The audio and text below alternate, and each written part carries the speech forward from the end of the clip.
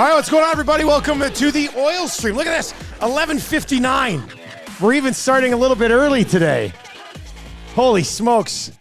Things sure are efficient around Edmonton Sports Talk, are they not, Tommy Gazzola? It's been great around here. Jasmine was just here. She hang out for another 2 hours? Renee hung out for a little bit more. Jasmine was off. She's got a appointment, so she was just hanging around. Oh, on this end of town. She had one of the Italian bakery or Italian center shop bakery donuts. Of course she did. That's good. Right? It's the best. And she's like, look at these. I had one. I could barely finish it. It was huge. Those donuts are massive. So good. Fresh, delicious. Anything that's made by some of my fellow paisans, I'm going to endorse wholeheartedly. Am I allowed to say paisans too? We'll give it to you. You will? Okay, I was wondering, so would you be my paisan or are you just a paisan? We're both each other's paisans. I'm not a paisan. Paisan's like friend or buddy. Okay, but what if I'm not Italian? It's fine. Can I still be your paisan? Well, they might call you a manja cake. What's a munja cake? Cake eater. Oh, man. Yeah. I still don't mind the name. I mean, he's a paisan. I'm a munja cake. Yeah. I'm okay with that. I'm okay with that. All right, if you are listening, of course, you can text us anytime, 780-218-9999, 780-218-9999. Or, of course, you can hit us up in the nasty chat as well. But if you're listening on TuneIn or on iHeart or at EdmontonSportsTalk.com, make sure you tell your friends how easy it is. And tell them to start listening right now and get that keyword for the trip to Vegas. We'll give it out around 12:40 today. It's our fourth opportunity to qualify today. And we'll lay that out for you around 12:40. Was that Dana? Yeah, it was Dana. That was Dana. It was a lady named Dana. That's when I put on my earpiece and was listening. Do you know a Dana? Well, of course we know. Everybody knows a Dana, but she was very excited. Oh, she was stoked. Yeah, and even I prior to getting her on the air, Zach Dickum had called her, and I was just walking back into our offices, and I could hear her excitement on the phone in Zach's earpiece from his phone, and I was like, oh, that must be a contest qualifier. So congrats, Dana. The energy from the qualifiers is unreal. And I was showing Jasmine during the hangout how crazy the text line gets. It's nuts, man. And she's like, oh, my God. I'm like, yeah, Jasmine, look, it's like, ba, ba, ba, ba, ba, ba, ba, ba, ba. The text line is holding up strong. Yeah. I've been very happy with the text line because we're like, oh, man, what are we going to do for a text line? And you're looking at thousands of different options worth thousands of dollars a year. Yes. And we just found this great, low-cost text line. So when we started doing the text, I was just like, is it going to be able to handle it? And it's handling it just fine. Yes. It's amazing. So it's been going really well. So just so you know, your text messages always get through. I remember back at the old place, the texts would go down, I'd say once every 3 weeks, and we'd have to send an email. That's right. It was kind of a pain in the ass, but not anymore. I don't understand. I have a feeling I know why, but I don't understand knowing what we have in this text line and how well it works, and the fact we can send A, emojis, and B, photos and videos. Images and stuff, yeah. And on our old one, it was just please sign your name because we have no idea who this is. And that was it, yeah. And that people would send in emojis and they would show up as weird. Just a bunch of garbly gook. Yeah. And I'm like, what is this? And you guys are like, oh yeah, they're sending us emojis. That's what that is. All right, 780-218-9999. Keyword coming up in about 38 minutes. Of course, the Oil Stream is presented to you by our great partners over at Boston Pizza, where yesterday was Pasta Tuesday. Maybe some of you even have some leftover pasta that you're having for lunch today from Pasta Tuesday over at Boston Pizza. If you're looking for a place to watch a game, $5 off medium pizzas, $1 off select tankards of Bud Light and Canadian, I believe. Yeah, Canadian Bud. Yeah, and so you can get a deal there as well. They've got some shots on special during the games as well. And of course, we would love you to try the New York Sicilian square footer pizza. If you've not tried the square footer yet, you're not even living. Go to Boston Pizza. And I know it's tough. It's tough to branch out to the square footer because the regular pizza at Boston Pizza is so damn good. You don't really want to, at least for me, I don't want to be too adventurous. But when they first launched the square footers, they dropped a couple off for us when we were doing live. And we're going to be live in Beaumont next Monday at noon if you want to swing by and join us for lunch in Beaumont. And the square footer lives up to the hype, man. It's delicious. That's a good. Absolutely delicious. That's a good. Everything's good. Everything's good. Hey, there was leftover burgers I saw from A&W. I had one. Did you have one today? I was hungry. You had one today? Yeah. After a hangout? Yes. Did you heat it up? I did. Okay. Very good. Is there still a few more kicking around? There's a couple more in there. I thought Zach Dickum would have eaten them for sure. He's a growing boy. Crush those last two. Yeah, I thought he would have. Had those. He's a growing boy. Yeah, he really is. He did very good yesterday on the pre and post game show. Did he? Yes. We had Good. some new elements. We have some new sponsors on board. Yeah, Nice to and see. you like the new outlines? Very New nice. graphic? That's I know. Zacticum pointed it out. I noticed the boxes around the names. Yeah, and it's earlier in around the their day. video too now. And then I saw what you did with pre and post, and I was like, oh, it's like a highlight. Like we have lights back here that Hawanic added. It's called a little bit of noise. Put a little bit of noise on the border, and it stands out. And we put noise on you put noise on the border on the backdrop. It's nice, the evolution of this. And what still blows my mind, you are graphically inclined. Yeah, I mean, pretty much. If you're watching YouTube right now, everything you see there, I made that. You are impressive. Thanks, man. And I'm not just saying that because you mainly run and operate this whole business. Yeah. Well, I'll tell you, we sound like paisans right now. We're paisans. We've been paisans for like 15 years. I thought it was a mensch or whatever you said or whatever it was. Oh, no. Bunch of cake. All right, 780-218-9999, 780-218-9999, or hit us up in the nasty chat as well. Tommy, I was around the postgame for a pretty good chunk of it last night. Yeah. Great job by Sean Bell stepping in. I thought Yes. Belsey broke that thing down perfectly last night. And people pointed that out. I think even Freezer Bag, who's usually... Freezer Bag said something Freezer nice. Bag was all over me. And God. he's like, but Belsey's great. And I was like, yes, Freezer Bag. That's why we have Belsey.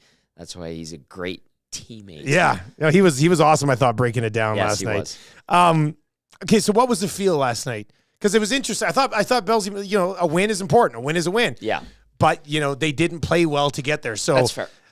At times last night, it felt like they lost to the Habs with some of the reaction that you guys were getting. Third period, it was all Habs, obviously. Yeah. The first two periods, I thought a lot of good things from an Oilers standpoint, and I would use the word control. Like Edmonton was in control in the first two periods, and then the third, Montreal poured it on, and we saw Edmonton didn't really ramp things up so much. Like ideally, I would say.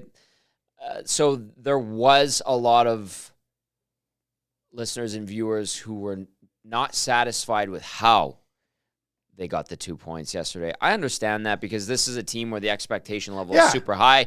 The expectation level, like had they, controlled the third period the way they did the first two periods and ended up with a 2-0 or 3-0, even 3-1 win or something like that, I think people would be generally okay with it. But Belsey summed it up in a way, and I could tell, too, with the way Sean views the game and how he breaks down. Like, he wasn't worried about how the Oilers won because he knows that they know they have the confidence they're a good team, and they let the Habs kind of work their way back into it. But in the grand scheme of things, and he articulated it very well, he's like, they got the win. It wasn't great. They're going to have those types of nights, but when it counts and they have another emotional game against a big rival like they did against Colorado, he figured they're going to rise to the occasion again. And even Gager, listening to Gager a little bit and him with the prediction that he thought the Oilers were going to lose 4-2, it was just setting up that way, right? You go from the emotional high of Colorado to, a Montreal team mopping up this season. Yeah. It's different. And Gager basically nailed it. Yeah. The final result didn't end up being what he thought, but he thought Edmonton would have the exact type of effort that Edmonton had last night. I asked Ekholm about that too Yeah. after the morning or prior to the optional. Like about a let up? Right off the hop, I'm like, hey man, you're going from like this roller coaster ride of emotions to, almost like a flat line. Like, is it tough? And he goes, no, I don't think it's tough, but he's the one at the end of the night yesterday going, oh, we need to learn some lessons from this. Yeah, well, you know what? I will say this: it wasn't tough for him. I thought he had a great game. He had a good night. Might have been tough for some of the other guys. Yes. So we will get into that as we continue to work our way through. I said this morning on the Smash It Nielsen show right here on Edmonton Sports Talk was, a win is a win. Of course, it's 2 points. It came away with 2 points. At the end of the season, you look back and go, oh, it was 2 points. But I'm not going to sit here today and criticize fans who have concerns coming out of last night's hockey game. I think last night was one of those things where you go, yeah, congratulations, they got the 2 points, got a ton of power play time at the end of the game, finally finished it, and but there are things we can discuss from last night's game that would be valid discussion points today. This is not a team that rolled last night and people are going to nitpick apart what was a very, very good performance by the team. This was a very lackluster performance by the team, but they still came away with the win. So it's kind of like the best of both worlds. They learned. I think they probably would have learned some things last night, and they still got the 2 points. Yeah. Completely fair. Agree with it. And then if you look at it from a Habs perspective, we talked to Arpon Basu on Rink Report, and Arpon's he's an excellent Habs reporter. So if you don't follow him or you want to stay up to date with the Montreal Canadiens, Arpon's a great guy.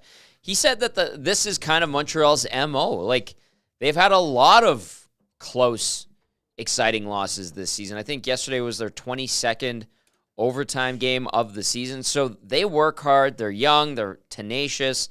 They don't have the experience and the talent, and they can't keep up, and they generally lose in games like that, like we saw last night. But that's kind of their MO. So to see them, put up a fight and then ultimately lose, that's kind of a typical Montreal Canadiens game this season. Frustrating year if you're watching every single Habs game along the way. And so, that kind of gives a bit of a different perspective. And when you match it with how you look at how the Oilers play, you go, okay, so this isn't just an Oilers problem. The Montreal does this to other teams. Yeah, they do. But the fact that the Oilers are supposed to be ramping up for a nice stretch drive playoff run, and they kind of have they play 2 good periods, and then in the third period allow a lackluster Habs team to get back into it, almost win it. It does raise concern, but Montreal's trying to, and they've done this a lot this season. Your thoughts on last night's game, 780-218-9999, 780-218-9999. Hit us up in the Nasty Chat as well. The Oil Stream today and every day presented to you by our great partners over at Boston Pizza with locations, all over the place. Everywhere. Basically, a stone's throw from wherever you're at right now, you can find a Boston Pizza. Okay, so first of all, when they get the power, so they had the power play late. Yes. And didn't score. Then they get another power play even later that carries over into overtime.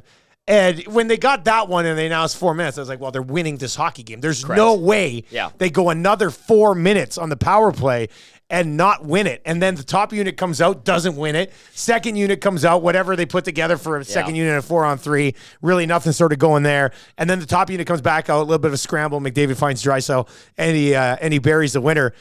There's I would have been stunned if they didn't score on that power play. I was thinking to myself, watching it, I'm like, all right, they've got this. Same thing as you. But then I'm like, I look at the clock and there's 2.5 minutes left in the power play. I'm like, come on. Yeah. You've got so much time here.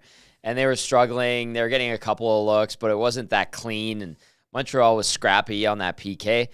And then I'm looking at there's 45 seconds. They're getting into the zone. I was like, oh, if they don't score, they're gonna lose this game. Well, if they didn't get those power plays at the end, I think they would have lost that hockey game. So do I. It was trending in that direction, right? It was. And I think Randy texted in this long diatribe about, the officials this. And I heard you talking about the Randy text. He likes to poke, and I didn't get back to it. I'm sorry, Randy. I apologize. But he always likes to stimulate conversation with his contrarian views.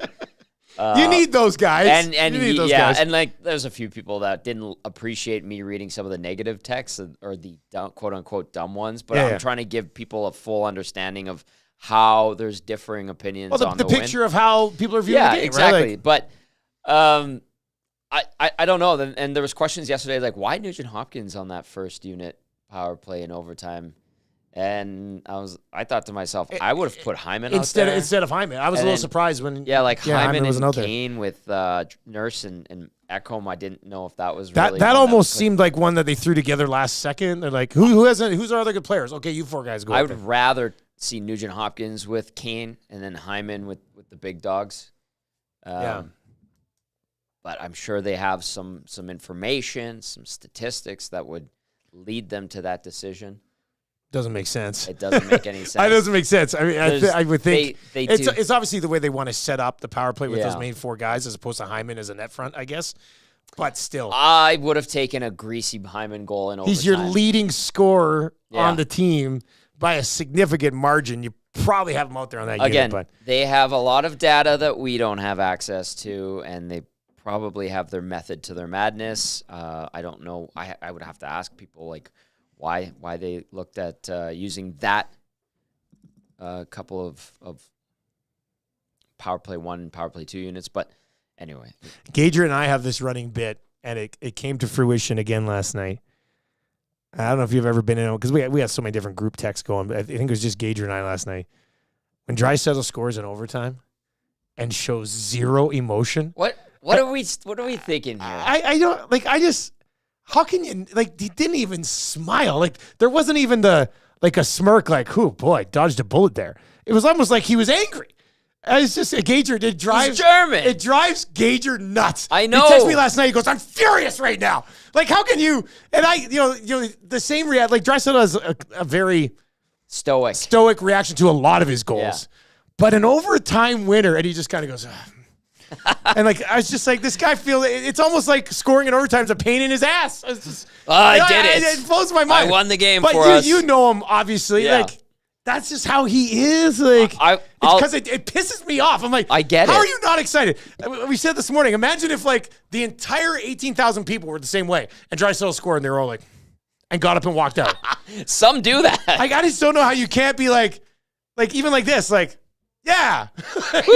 Nothing. It looked like somebody just killed his bloody dog after he just scored an overtime Don't talk winner. about his cavapoo like that. I don't know. I don't understand how a guy can't have emotion in that spot. He has emotion. He can be a funny guy. He's stoic. He has a sense of humor.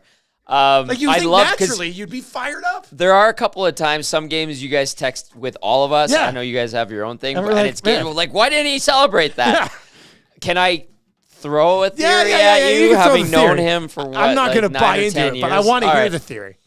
You score a goal like that. You've scored lots of goals in your career, lots of big ones too. Obviously the eyes are on the prize, which is the big silver trophy at the end of June. I think that is a boss type of celebration. Like, yeah, I won it. Like, that's a boss. Like, I did it. So it's just like, yeah, we kind of I described him as too cool for school. It's just like, Yeah. It's like a boss celly. Like, get in here. Yep, we won. Okay. Yeah. So that's how I don't know. interpret it. I find it hilarious. Me personally, I understand. How it fires everybody up. I love how it gets everyone. I think it's hilarious, and I think we read too much into it, which is great. Mark Lanigan is in. And, by the way, Mark, if you got in on that crack pack break today, 6 spots left. He was probably relieved they won after the way they played all game. Didn't deserve the 2 points. Yeah, was that almost? Maybe it was like, And he wasn't he's super- embarrassed that they had to score in overtime to beat him. Like, He wasn't super excited and pumped up about the overall effort in his post game clips. yeah, as well. he wasn't, was he? No. No. And that's fine. Like, that's good. He recognizes, like, it wasn't a game that they should be going, damn, we just reset the bar, because they didn't. And if it was a bar that was being reset, it was lower. I just think that was like a boss celebration. That's how I perceive it. Rob is in and says the undoing of the chin strap as soon as you score is my new favorite overtime goal celebration. McDavid did that too. Remember, he gets a little more fired up, but he pulled off. There's a rumor going around our office that they're doing it in honor of Chin Strap Awareness They Month, certainly are. right? For church. They're just like, Yeah. yep, look at this. I got a chin strap. Well, and now it's in off. the locker room the My other day, job's all done. I heard was them say charge. Of course. We knew Totally it. full of crap. Eventually it was going to get in there. Charge, and, charge, Tom? EST like- charge? Adam Henrique, if he wants to fit in the city, he should shave that beard into a chin strap right now. I saw a tremendous chin strap on my drive home the other night. What? On 104th Street, Somebody just by walking? the arena. Guy walking, and it was like, it was almost as thick I got as my yours. stash back yeah, right now, your but it stash was is like- back, and it was a deliberate charge, and he had the Mr. Clean look, but all he had was the charge. No. And I'm The like, bald charge I'm look. like, is that a nasty? Holy smokes. That's impressive. It was. That's impressive. And it was like a straight line. I like that. Yeah. Very consistent. God, that's real nice. Yeah. Help us end the stigma with Chin Strap Awareness Month. Thank you. Right here, and I can promise you, only here at Edmonton Sports Talk. Portions, It's a cult. Yeah, portions of the oil stream brought to you by Popeyes, where we were talking about this a little bit earlier on today. They've got the Flounder Sandwich available in store until March 31st. The sandwich features a breaded and fried flounder fillet that gets topped with pickles and sauce and served on a brioche bun. You can choose to order this sandwich as a classic with the tartare sauce or as a spicy with the spicy mayo. That spicy mayo is what they throw on some of the other chicken sandwiches too, and it is delicious. Also, the shrimp tackle box available in store and on delivery.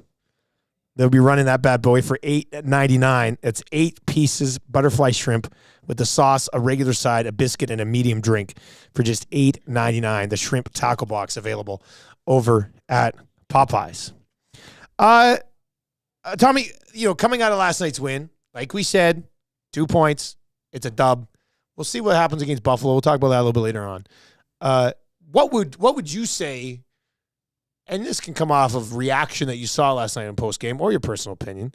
But what would you say was the most concerning thing about the team last night? Again, the third period. 2-0 lead. Yeah, the third period is generally their best period, and it was not. It was their worst period. Yeah. The other night. There's a couple of points. I think even in the second. I think it was in the second as you're watching that game, and it was with the Caulfield-Suzuki line out there. They were running around.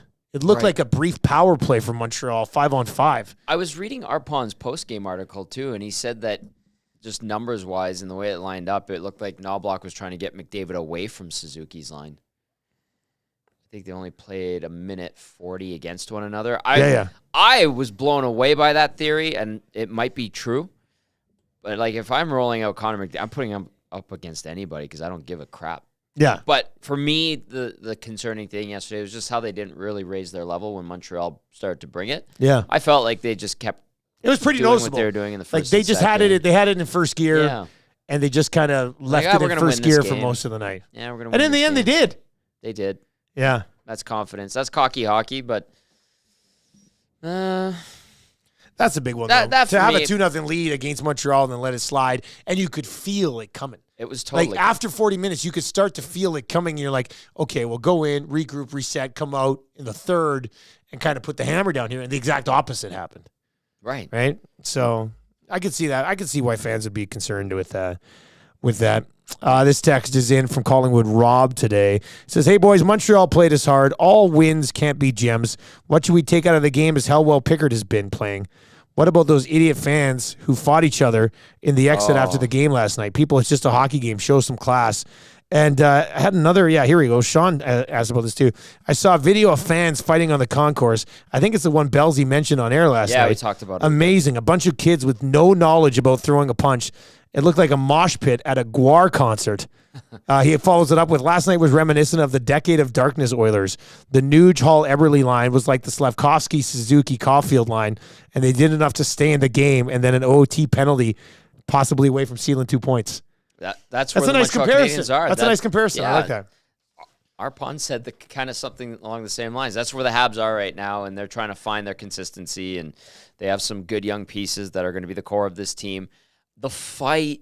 Where is this fight? It's We're on Yegwave. And here we are. Yegwave, I have to say, it keeps people up to date on what's going on with our city. And they do post some good stuff. There's a Calgary. Do they post good stuff? There's some. I only ever say it. I don't follow it, but it only ever pops up on my feed when it's a fight or something bad happened. That McDavid video over the weekend was fantastic with the kid and his mom. I didn't see that one. That one was it gets dusty in the room when you watch that one.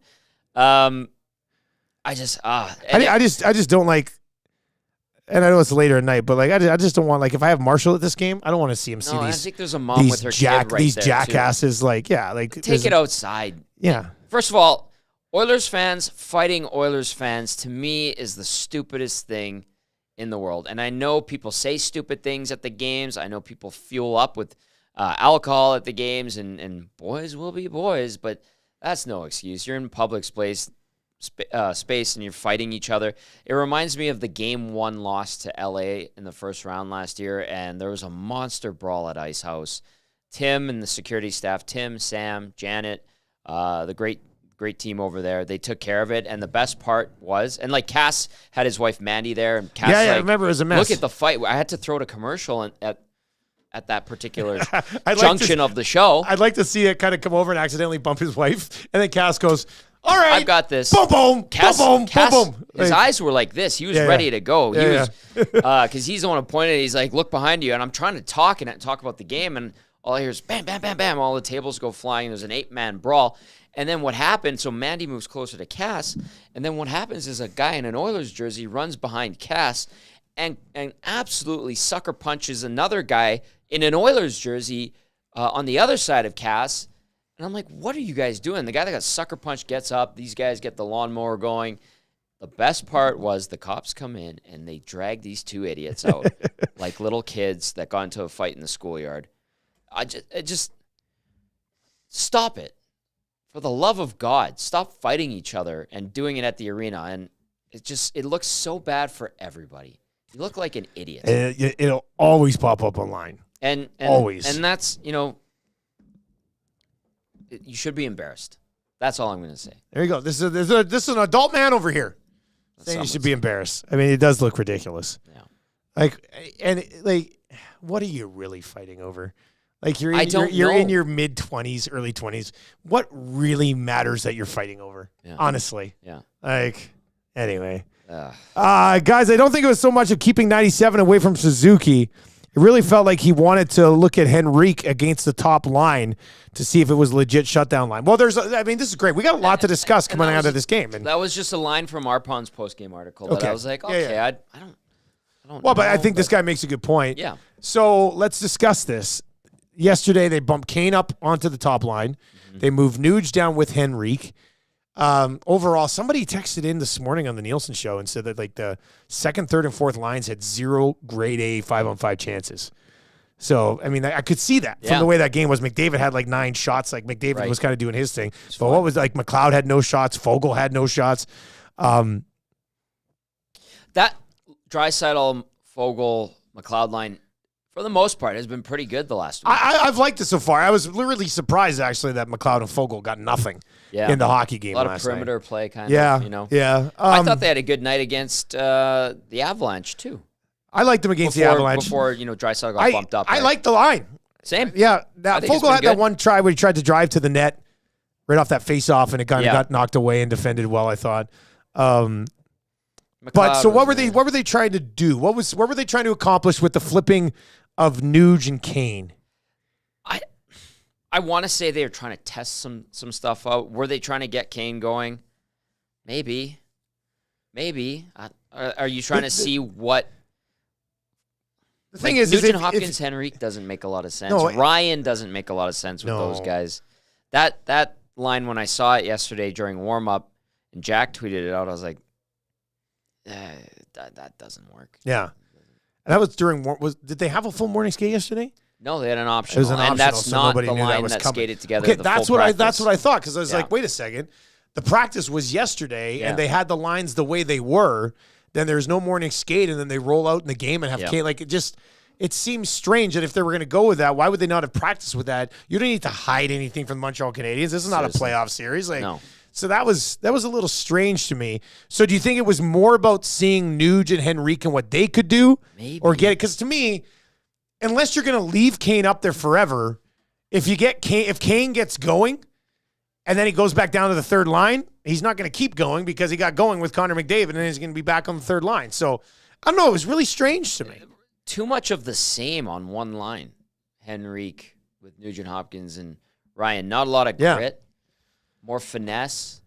No real size and oomph to it. Like, you got heart with Ryan. Henrique's a good player. Nugent Hopkins is a good player. A lot of people didn't like his game yesterday. There's a few guys, there's every reason not to like their game yesterday.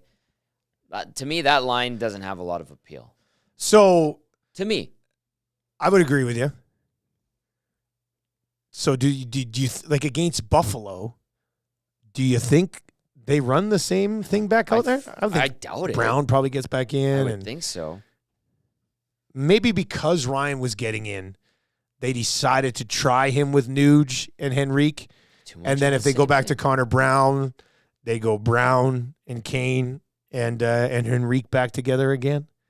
I don't know. It just totally caught me off guard yesterday. I was trying to figure out why are they doing this? What is the reason? Because they played well against Colorado. Like, the whole group played well against Colorado. It was a couple of defensive breakdowns, but overall, it's not like the Colorado Avalanche rolled over them. So I don't think the flipping of Nuge and Kane was necessary.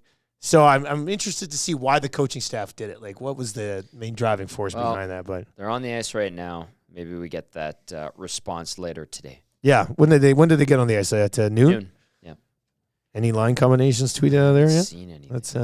Let's see. Here we see. go. Yeah. Asking ye shall receive. Right. Our former colleague, Jason Greger. McDavid with Kane and Hyman. Draisaitl with McLeod and Fogle. Henrique with RNH and Perry. Carrick with Brown. And Janmark with Ryan rotating in with Brown. Okay, so the third line is now Perry, Henrique. That makes And more Nuge? sense. Corey Perry adds a different dimension. An to that element line. of, some feistiness, some size. So are they just trying to rotate people through and kind of figure out what their I third line is? I Is that what this honestly is? don't know. I don't know. Huh. Yeah. Stetcher and Desharnais rotating with Nurse. With Nurse. Okay. Skinner starts. All right. Okay, your thoughts on that? Corey Perry with Henrique and Ryan Nugent-Hopkins and Kane staying up on the top line. Penner's Pancake says, in all honesty, I do notice Brown more than Ryan. Yeah. Yeah, I think that's fair. He just gets around better. Yeah. And Ryan has gotten results. He works. He works pretty hard. I'm not saying that Connor Brown doesn't work hard. Maybe Connor Brown, after scoring that goal, maybe I've elevated him back to Mike Pekka. You did put him into Mike Pekka status. So Here's hoping. Yeah. Smitty the Welder's in it says that's not a very quick third line. Yeah, like Nuge is the speed on that line. And Smitty the Welder's right, but like with Ryan on that line, it's not a very quick line either. Well, that's why I liked Connor Brown in there because I thought he got around a little bit more. Yeah. What about Stetcher last night? What do you think? What was the big takeaway when the game's done and you watched Stetcher last night? Your thoughts are? That was okay. Yeah. Like, he fits in nice. I was worried when he got a little banged up, had to go down the tunnel. Then he came back right away, didn't miss a shift. That's good. As long as he feels comfortable and he provides that depth, and then you also get a different look from your back end. Now, I think that Desharnais probably is, you're not supplanting Vinny Desharnais out of there. But Stetcher, he's a regular D-man on a scrappy Arizona team for the majority of the season. Good. Yeah, That's why you got him, because he's usable. You can play him. This isn't Chris Weidman or what's his name? Brandon Manning. Like, this is a functional, contributing, smooth defenseman that's just undersized. Watching last night, and you watch the game, you go, okay, he can play. Like if he can play, if you were going to rotate him and CC, Desharnais, whatever, I don't think you're losing a lot or anything maybe by just playing Stetcher in there. Like that's an NHL D-man. That's He is an NHL defenseman who can play at the same level as the other two guys that they have as options on the right side. He's just a different style. Yes.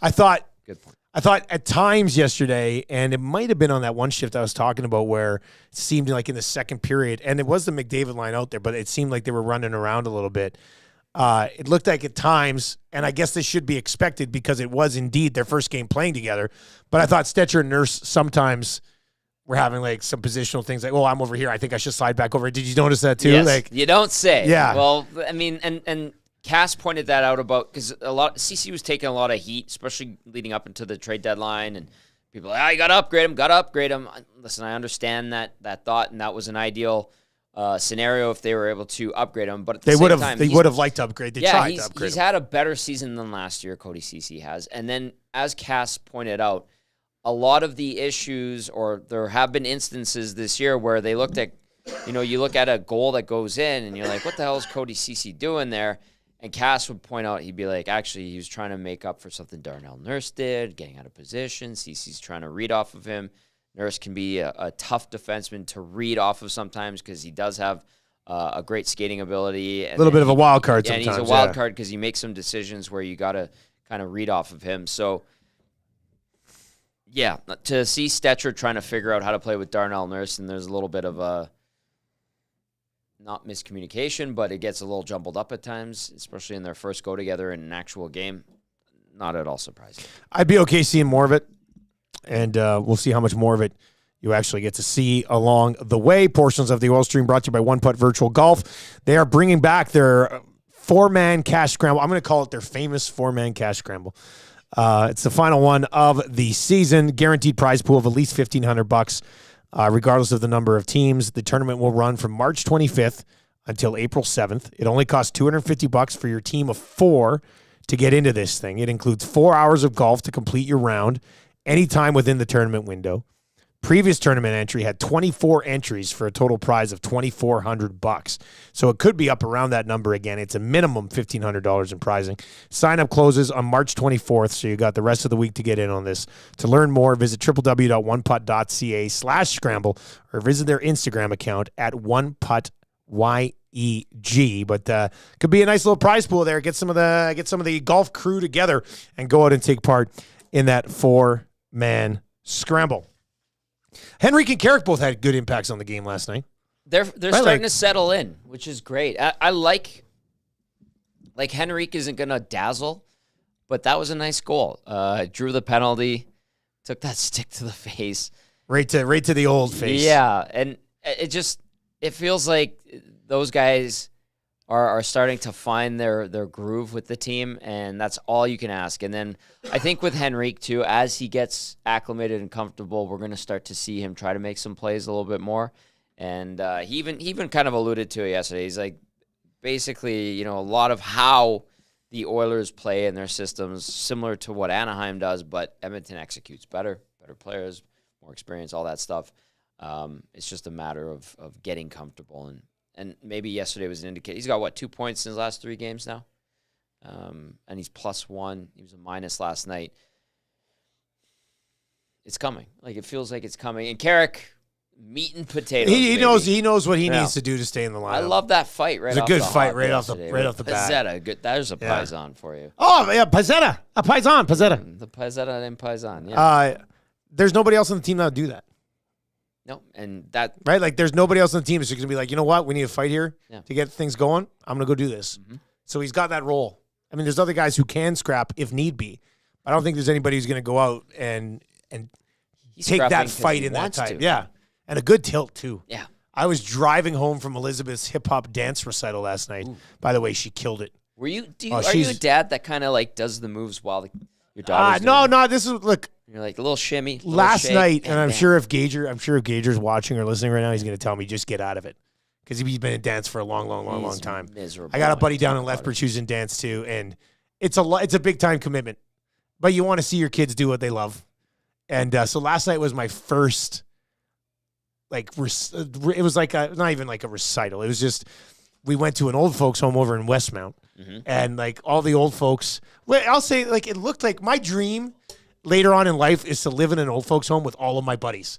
So we can do hockey pools and we can play video games together and all that stuff. Can we just buy a 55+ home next to each other in Arizona? I mean, whatever. Can we play video games and stuff? Yeah, we could do aqua aerobics together. I saw all these the old people that were there. My grandparents were in a home that was very assisted living. Okay. This one looked just like a cool place that old people get together and live and hang out. Yeah, that's basically all of Phoenix. Yeah. So all these old people just came over, and the one little group of ladies looked. I said to Tam, it's like a little gang over there, these little old ladies. It's a clique, man. There's one really nice guy who's helping everybody with chairs. So anyway, the kids come out and performed for all of the old people and then all the parents and stuff. And the Muds killed it. All the other kids were watching her because she knew all the moves and she was very proud of her. She killed it. Look at you. And it's hip hop. There was a bunch of there was the classical and some jazz and some musical theater. But having the kid in the hip hop, you just feel cool. Even as a parent, I was like, check out Elizabeth right now, and she's doing a dance to getting jiggy with it, and she's nailing all the moves. She just got a big cheer at the end, and she's only 7 and she nailed it. She was great. But anyway, what I was saying is that we were driving home from the dance thing. Right. And listening to Mooner and Stoff. Mm-hmm. And, man, Stoff had, I was listening to the pregame for a bit, driving over. Because Sam and the kids, Marshall's like, I want to hear the game. I want to hear the play. So I was like, okay, well, we'll listen. So we ended up tuning in. I don't know. It was 2 minutes before the game. And so Stoff's wrapping up whatever it is they do right before the game. And why weren't you listening to the Oil Stream pregame show? What was that? It was in that little window after. It was in the little window after your show where it's right before puck drop, just right before the anthem type of thing.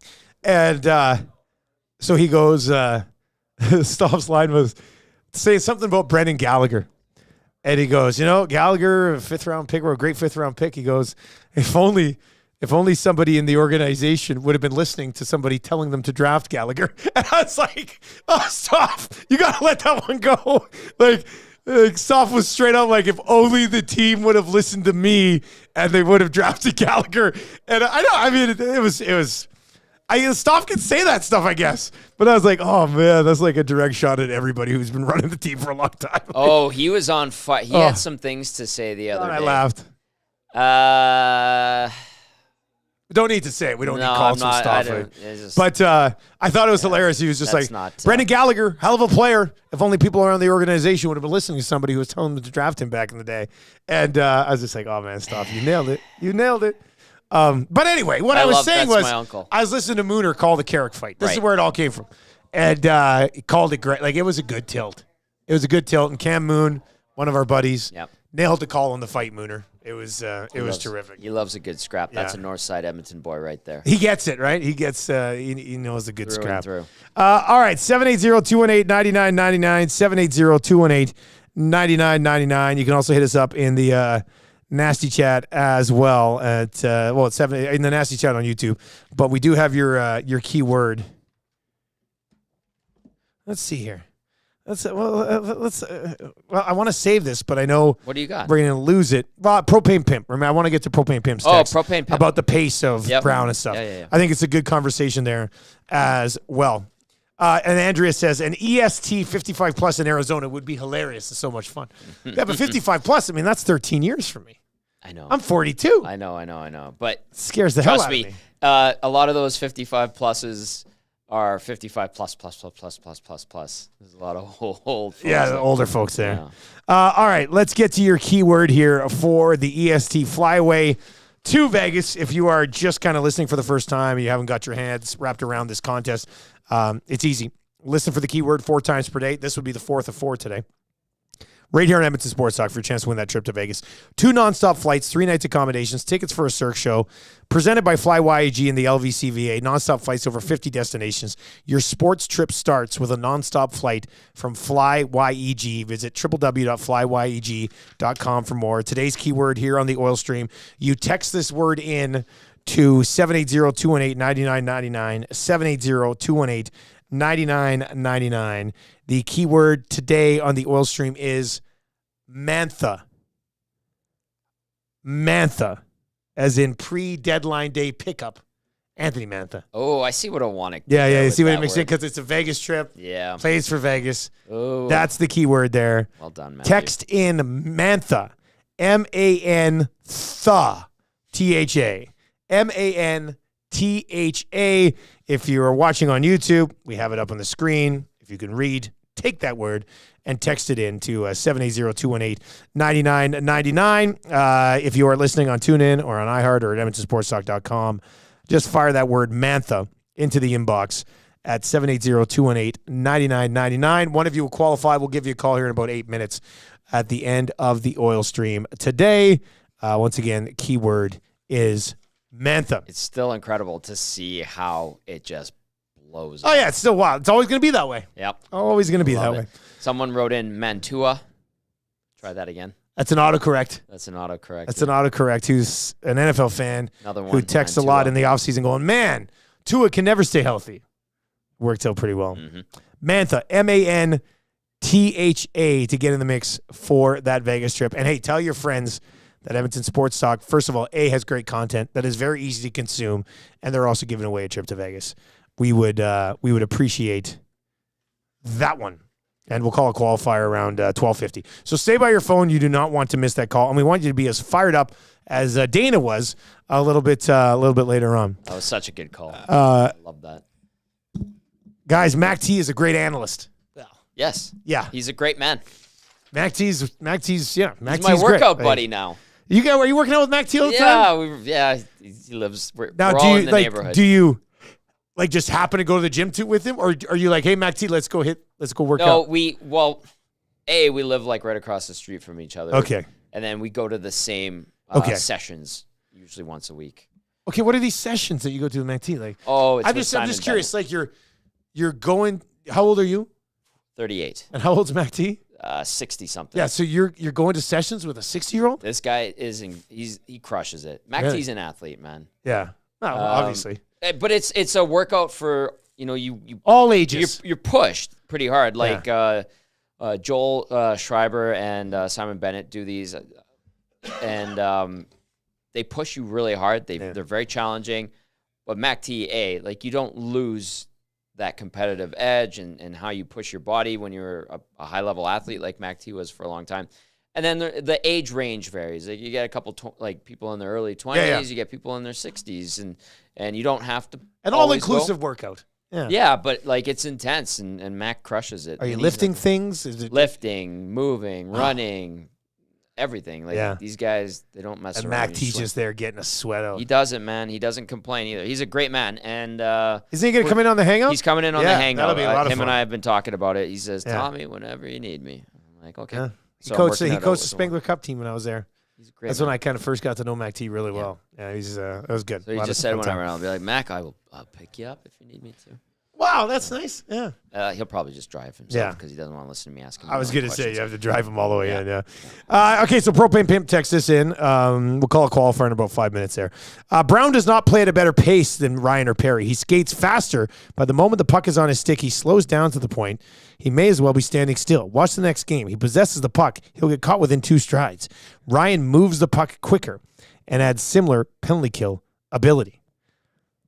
Yeah, you know, it's a good point on the moving of the puck quicker with Derek Ryan. Yeah. I still think if you need somebody to get in on the forecheck, I'd take Connor Brown over Derek Ryan. But make a good point on Derek Ryan moving the puck quicker. Brown's a bigger body. Yeah. Yeah, Derek Ryan doesn't really skate with the puck. Kind of gets the puck and moves the puck. Right. Right.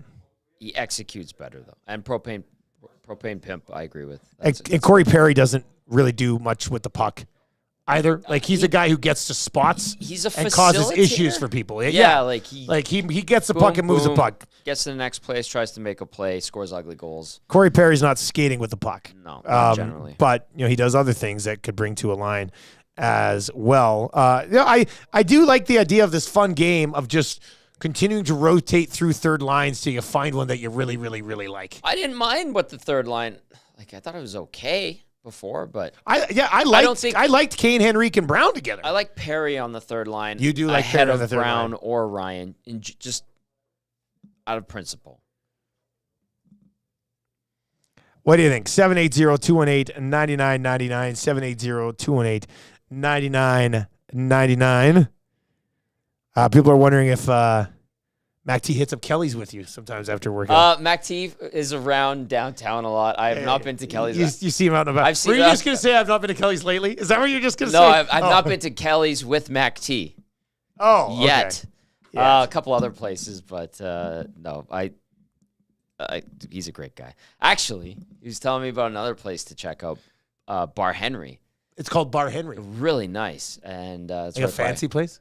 I'd say it's kind of fancy. It's a cocktail place, although they have like I think Corso 32, the Daniel Costa. It's one of his places, tiny, so not a lot of space in there, but really, really nice. And I was like, MacT, how about this Bar Henry? He's like, Tommy, you're gonna love it. You're gonna love it. I loved it. And you loved it. I loved it. And he said you were gonna love it. You knew. MacT knows. That could be a segment. He has great taste. MacT knows. MacT knows. And like you wanna go for just a good old fashioned Irish bar. You just want a nice place to drink and watch a game.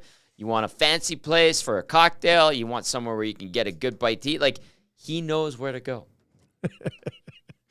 Whatever meets your need, he's got an answer. The only time I've gone out downtown recently, we bumped into MacT. Right. Was that your birthday night? That was my birthday. That was your birthday night. I don't think I've been out downtown since your birthday. And we bumped into MacT that night. Yes, we did. So I kind of imagine like anytime I go downtown, I'm going to bump into him. Yeah. Andrew over on the Nasty Chat says, I wouldn't mind seeing Brown with Nugent Henrique. Yeah, maybe you get to see everybody sort of rotate through there. Yeah. Derek Ryan played there last night. Corey Perry's played there. Maybe Connor Brown rotates through there at some point as well. Somebody said, maybe they're trying to put some lines together for the playoffs, which, I mean, that would be ideal. And having Kane and his size with McDavid come playoff time. Necessary, do you think, Tommy? The size of Kane to play with McDavid and Hyman, do you think that's necessary? I think more so the abrasiveness. Yeah. I like. The size is good. That's great. But like McDavid, he's slender, but he's tall.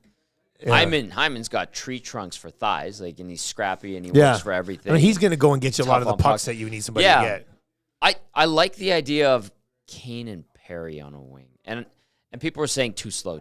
Well, Kane skates really well. Maybe he doesn't have that quick first step, but he can fly. And then Perry's just smart. Yeah. And those are two good veterans. So if they revisit that, I like it. I think I like Perry with Carrick. And then I guess Janmark. RCN texted in earlier and said this bottom six could use Holloway's speed right now. I don't disagree with that. Yeah. That was a conversation that also popped up in the stands among the media yesterday, like just getting Holloway's speed in when there. The time comes to get him back up. Obviously, probably for the playoffs to give them another element. How about? Did you catch yesterday the Condors are in Calgary right now, taking on the Wranglers. They lost 2-1 yesterday. Did you see the goal that Campbell let in on the penalty shot? I saw about it. I saw somebody say he made the save on the penalty shot, but it bounced up in the air. And then went in over. That's kind of unlucky. It was super unlucky. I felt bad for him, but it sums up kind of how it's gone for Campbell with the Oilers organization, unfortunately. And then at the end of the game when they lost, like the Condors were trying to press for the equalizer. Holloway just blasted the puck. And you know what's weird too, watching a guy like Holloway, Gagne, Ernie, Hamblin, Campbell, Broberg, they're playing for Bakersfield against the Wranglers, and there's nobody in the stands. And you go, well, a few months ago they were playing in Calgary and it was sold out. Yeah. It's just that. Yeah, that's true. Weird. That's watching that and seeing that, because it's they look like the Flames, they look like the Oilers, but it's the AHL, and it is in Calgary. It's funny because, the team I think we forget that the Oilers have added a number of pieces. Right. They brought in Perry. One of those guys lost their job and had to go down. Then at the deadline, they made significant additions, and then a bunch of guys kind of get moved around as well. So, all right, Zach, let's call a qualifier. We're gonna get Zach to come in. He's on the phone with the qualifier. Oh, okay. So then we'll have the qualifier. Well, look who's here. Yeah. We got a meeting coming up here. Okay, so he's getting the qualifier right now. So one of you are about to qualify for the trip. What do you expect against Buffalo? Sharper performance. You got embarrassed by playing poorly in Buffalo a couple weeks ago. Exactly. You didn't play great the other night. In a similar game to the one that we saw last night. Yeah, exactly. Wake up. No more. I would think. Well, I thought they were going to take Stop care. it. I thought they were going to take care of business in a pretty smooth way against the Habs, and they didn't. TCB. So, you know what it's going to come down to? I'm going to find out what Gager thinks about it. Gager's feel on two guys and a goalie tomorrow would determine a lot of what I'm thinking about the Oilers and Sabres. And Joaquin, are you more of a jazz tap guy or a hip hop guy? Not hip hop. I don't think. I think his daughter does what's that, interpretive? Oh, There was an interpretive dance there last night. Yeah. So we get there. And that poetry. I'm slam? thinking we just watch, step in, watch Elizabeth dance, and then we're out of here. Yeah. We'll be home by 6:30. No. Lady comes out, and it's a good girl. It's not like a high-pressure dance place. It's a pretty chill place. Gotcha. But she goes, we've got 12 performances for you tonight. And I didn't even have to give Tam the side glance. I'm just I'm sitting there straight ahead. She goes, we have 12 performances tonight. And I could tell Tam down here is looking up at me being oh. But they was only a 2 minutes each. We were in and out of there in 50 minutes. So it was okay. But when they said 12 performances, I was like, I just want to watch my own daughter dance and then grab her and leave, which you can't do. No. They won't even release the kids till after. So, yeah. Gage Crunks, we all know it. Gager in general himself. Crunking. I can see that.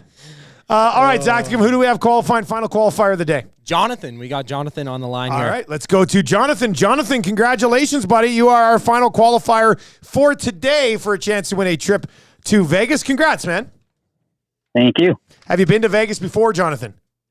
I've been around 15 years ago. I was there in December doing the marathon. Cool. Well, you ran the marathon. They shut down the strip for that. Well, I mean, it's a major event. Yeah. That's awesome. How'd you do? I finished in around 3 hours and 50 minutes. Now, as they say in the running game, was that a PB, a personal best? No. Damn, that would have been nice. Anyway, who would you bring with you this time if you win the trip? Probably my wife. Probably your wife. All right. Well, there's lots for you guys to do down there. It is 2 nonstop flights, 3 nights accommodations, tickets to a Cirque show, and you can book it. You have to book it in a 2-month stretch, but you can book it at any point for the upcoming year with our great partners down at the airport at Fly YEG. So best of luck, man. Thank you. All right. He's one step closer. He's got himself into that elite 140 or whatever it is, who are going to have a chance to win this trip. I do find it very interesting how a lot of these guys are like, probably my wife. Like, you should probably be like, I'm going to bring my wife, and it's going to be a great time. How about the guy this morning with the 18-month-old? Like, yeah, that poor bastard. We'll see her. You guys I'm sorry. Unless you have great support in town from family and you have grandparents that you can sort of just leave the kids with. Like if Tam and I want to go on a trip, my mom and dad have to take a week off of work and come up here. So it's it's a big ask. Mind you, I think I did probably go to Vegas when Marshall was pretty little. Tam's a saint. So, but I felt bad for that guy when he's just like, well, I would like to bring my wife, but we got an 18-month-old. And I was like, dude, it's probably better if you don't win this trip just for your home situation. I hope you know what? Whoever wins it's going to have a great time. Oh, of course they're going to have a great time. It's going to be an awesome trip. Vegas is great. 3 nights down there too, right? You go down, you get the night, then you get 2 full days, and it's going to be awesome. 2 nights can almost be too quick, but you get that third one, and you don't anything leaning towards 4 to 5 days is a bit much. I think 4 would be my ideal, but 3 is definitely enough. You hear people say, I did a full week, too much. And full week in Vegas? That's a lot. Unnecessary. It's unnecessary. All right. Pre-game show tomorrow. Yeah. White Ave. White Ave. White Ave, Hudson's. You'll be there 5:30 to get going, yeah. All right, so join Tom. He's got those gift certificates at Hudson's. I'm running out. He'll be there. You're running out? I need to email the guys from Hudson's because they gave me the big stacks. You got the big stack. You guys have the 50s. We got some 50s here. We're giving them away on the morning show, yeah. Yeah, I think we need a few more. Okay. I think they're going to be cool with that. This guy, I would think. I mean, fire a glue guy a text there. Those are his guys, we'll get some more GCs. Wow, and I'm not giving them away egregiously either. Well, there's a lot of people asking for them though. Yeah, they come by, they say hi. Hey Tom, what's up? I ran out of lanyards, and I still have some decals. I have. We're out of lanyards now too. Yeah, well, we got ones that Awana gave me, and I forgot that I lost. Everybody loves a lanyard, right? Who doesn't? Who doesn't love a lanyard? So Tommy will be for pre and post tomorrow, 5:30, Hudson's on White Ave, and then EST watch party Saturday night, Oilers and Leafs at Hudson's at White Ave as well. And I think I'll probably stick around for the post-game show and then head out after. Ooh. I was thinking of texting Dahmer and going and doing some karaoke at Rosie's. I went with him for his birthday. Did you go for his birthday? Did you sing? No, I didn't. But he was having the time of his life. He loves to go there and dance on the table. Yeah. Did he sing that? No, but he should have. You should sing that. I didn't know you were a karaoke boy. Dirty Dancing. Anyway, ESC song. Watch party on Friday at White Ave. Hudson's going to be a real good time. Looking forward to I've already told Tam I'd like to sleep in Sunday morning, so we'll see how that goes over. All right, I'll be back tomorrow morning with the Nielsen Show. We have a Nielsen Show replay coming up right now on our iHeart channel and at EdmontonSportsTalk.com as well. Huge shout-out to Popeyes and Coolbet and One Putt, and, of course, the presenting sponsor of the Oil Stream. Get that New York Sicilian square footer, man, at Boston Pizzas all over the nation. Everywhere. Yeah. For Tommy, I am Dusty. Tell your friends about EST. We would appreciate it. 4 chances to qualify tomorrow for the trip to Vegas. We'll talk to you then.